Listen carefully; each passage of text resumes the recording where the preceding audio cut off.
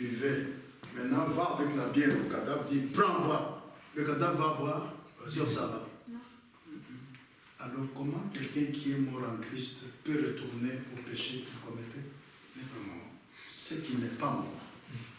Écoutez bien la nouvelle naissance. Ne fabriquez pas avec votre intelligence la nouvelle naissance.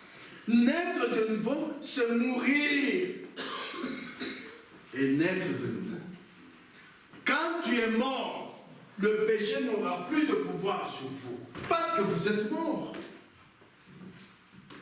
Amen.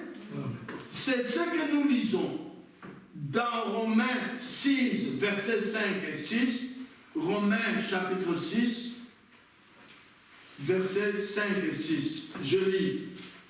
En effet, si nous sommes devenus une même plante avec lui par la conformité à sa mort, nous le serons aussi par la conformité à sa résurrection, sachant que notre vieil homme a été crucifié avec lui, afin que le corps du péché fût détruit, pour que nous ne soyons plus esclaves du péché. Voilà la rédemption éternelle. Frères et sœurs, nous lisons dans Hébreux 9, versets 11 et 12. Hébreux chapitre 9, versets 11 et 12. Je lis.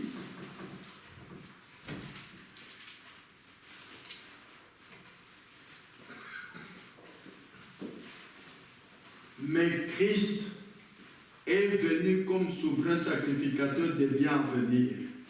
Il a traversé le tabernacle le plus grand et plus parfait, qui n'est pas construit de main d'homme. Écoutez bien, c'est-à-dire qu'il n'est pas de cette création.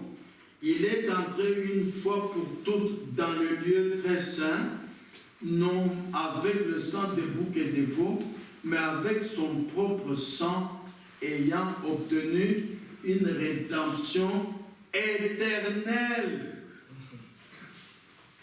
Pas une rédemption qu'aujourd'hui tu vis comme un croyant, demain tu retournes au bar et tu vis comme un incroyant. Après-demain, tu vis comme un croyant. Après, à une fête de mariage, tu te mets à danser. Tu vis comme un incroyant. Ça, ce n'est pas la rédemption éternelle. Il y a quelque chose qui ne va pas dans mon expérience personnelle. Parce que nous avons dit que ceux qu'il a connus d'avance, il les a aussi appelés. Lui, Dieu, ceux qu'il a appelés, il les a justifiés. Lui, Dieu, est-ce que lui peut échouer? Non. Ceux qu'il a justifiés, il les a aussi glorifiés. Lui, Dieu. Dieu ne peut pas échouer. C'est ton expérience qui ne va pas. Obéis à Dieu. Obéis au Saint-Esprit qui te conduit. Amen. Amen. Frères et sœurs, écoutez Hébreux 9, 13. Car si le sang des taureaux et des boucs dans l'Ancien Testament et le sang d'une vache répandu sur ceux qui sont souillés sanctifie et procure la pureté de la chair. Dans l'Ancien Testament, c'était la chair qui était purifiée. Combien plus, maintenant dans le Nouveau Testament, le sang de Christ, après sa mort à la croix, qui, par un esprit éternel, s'est offert lui-même sans tâche à Dieu, purifiera-t-il votre conscience des œuvres mortes afin que vous serviez le Dieu vivant? Mais non, c'est votre conscience qui est purifiée. Ah! Écoutez comment nous terminons. Voici comment sont ceux qui sont réellement rachetés par le sang de Jésus-Christ et qui ont une rédemption éternelle. Ils peuvent tendre à la perfection. Pourquoi? Parce qu'ils n'ont plus le désir de pécher. Écoutez bien. Quand tu dis que j'ai cru en Jésus-Christ, j'ai été baptisé dans le nom de Jésus-Christ, mais est-ce qu'il y a de mauvais désirs à ton cœur, oui ou non? S'il y en a, il y a quelque chose qui ne va pas avec ton expérience. Le désir de faire du mal ne doit plus être dans ton cœur. Tu ne peux pas dire, mes frères, on dit toujours qu'un croyant ne peut pas danser, mais moi, j'ai toujours envie de danser. Le désir du mal n'a pas quitté ton cœur. Il y a quelque chose qui est là. Quand le sang de Jésus-Christ te lave, ton corps, ta chair est purifiée et le désir, les mauvais désirs de ton cœur ne sont plus là. C'est ce que nous lisons dans Hébreux 10, 14. Écoutez ce que c'est que la rédemption. Alors dites-le au Seigneur aujourd'hui en priant, Seigneur, moi je n'ai pas encore la rédemption éternelle. Dites-le lui, parce qu'il te sera fait selon ta foi. Demandez et l'on vous donnera. Jacques dit, vous ne recevez pas parce que vous ne demandez pas. Tu n'as pas la rédemption éternelle parce que tu ne la demandes pas. Hébreux 10, 14 dit ceci. Je lis. Car par une seule offrande, il amena la perfection pour toujours ceux qui sont sanctifiés. Maintenant, écoutez Hébreux 10, 22. Approchons-nous avec un cœur sincère, dans la plénitude de la foi. Maintenant, écoutez. Les cœurs purifiés d'une mauvaise conscience et le corps lavé d'une eau pure. Les deux. Il ne faut pas te dire, écoutez, frère, moi, je m'habille comme un croyant. Vous ne verrez pas, moi, un prédicateur en culotte. Je montre mes cuisses, non. Ça, c'est extérieur. Vous ne me verrez pas boire, vous ne me verrez pas fumer, vous ne me verrez pas aller au bar. Ça, c'est le corps qui est lavé. Mais la rédemption n'est pas totale. Il reste maintenant le cœur. Ton cœur doit être purifié d'une mauvaise conscience. Comme tu es assis là, tu regardes Anvers, un beau jeune gars très riche, qui t'a déjà courtisé une fois, deux fois. Tu dis, mais qu'est-ce que je vais lui répondre? Un garçon regarde à une belle jeune fille là, dans son école, il dit, mais cette fille-là me plaît, mais qu'est-ce que mes parents vont dire? Si je lui donnais un baiser, mais la Bible dit que tous sont péchés. Je pêche ne fût-ce qu'une fois, je n'ai pas tué. Il y a des terroristes qui tuent beaucoup de gens, mais moi, avec un seul baiser, je n'ai tué personne. De mauvais désirs là. Voilà ce que beaucoup de frères et sœurs, après ils ne font pas attention dans leur vie. Tu n'as pas la rédemption éternelle. Il faut que ton corps soit lavé d'eau pure, l'eau c'est la parole, et que ton cœur soit purifié de mauvais désirs. Tu n'en as plus. On peut t'amener une belle fille. Tu sais qu'il y a du temps qu'on avait au bar. C'est la posée qui, dès que tu entres, ah, viens, on va danser. Elle-même qui s'offre. Hein. Tu vas dire, non, je ne le fais pas. Tu vas dire, mais pourquoi? Mais toi, tu es drôle, tu n'es pas comme tous les garçons. Oui. Tu ne dois pas dire, je suis croyant, je suis sauvé, alors que tu as encore de mauvais désirs. Non.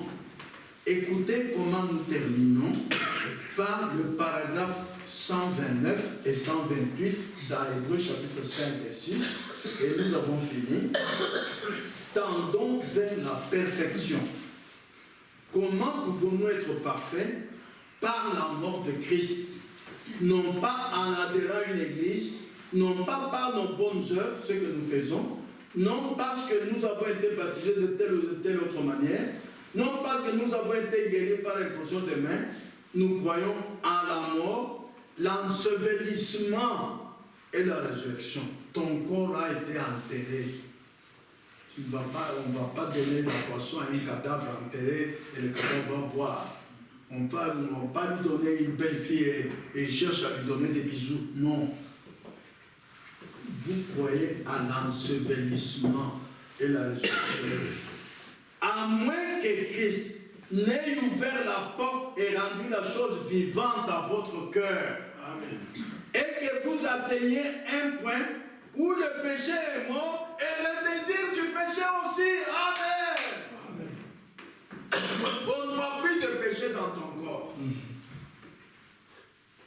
Mais Jésus a dit, il vous a été dit, tu ne commettras point d'adultère. Mais moi je vous dis que quiconque convoite une femme a déjà commis adultère avec elle dans son cœur.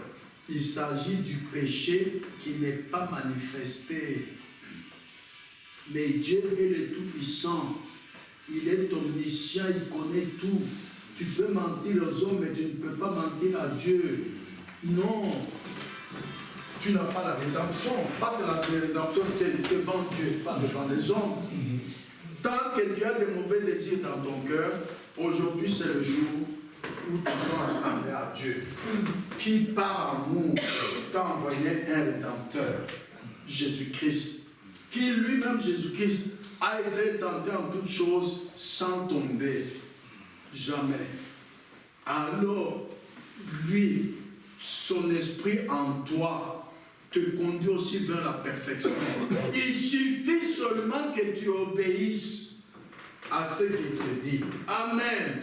Mais beaucoup de gens n'obéissent. Frère Luc, pour terminer, lis Jérémie chapitre 7, verset 23, et frère Frédéric, psaume 81, 12. Et nous avons terminé.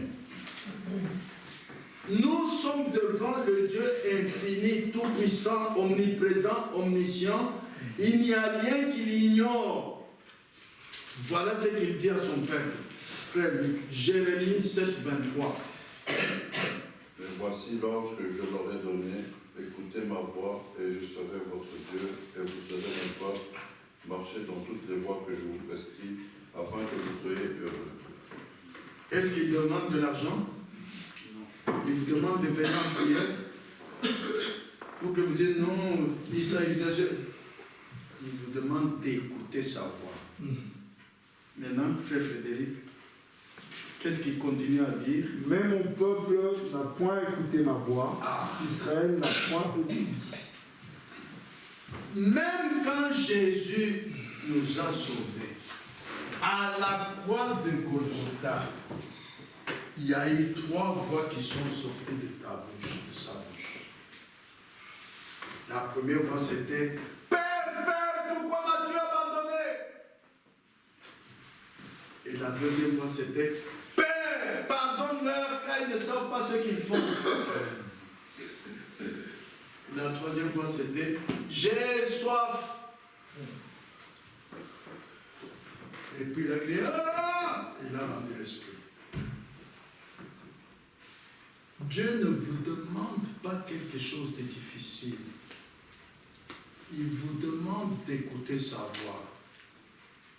Il ne faut pas ignorer que nous sommes en combat avec l'ennemi Satan, qui a commencé le combat au ciel, mais il n'a pas été plus fort que Dieu.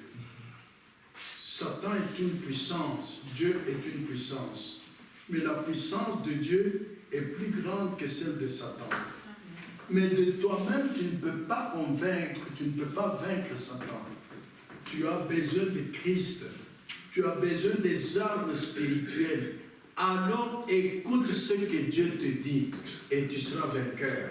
Nous chantons toujours la victoire est dans le sang, n'est-ce pas? Alors, frères et sœurs, inclinez la tête pour l'adoration.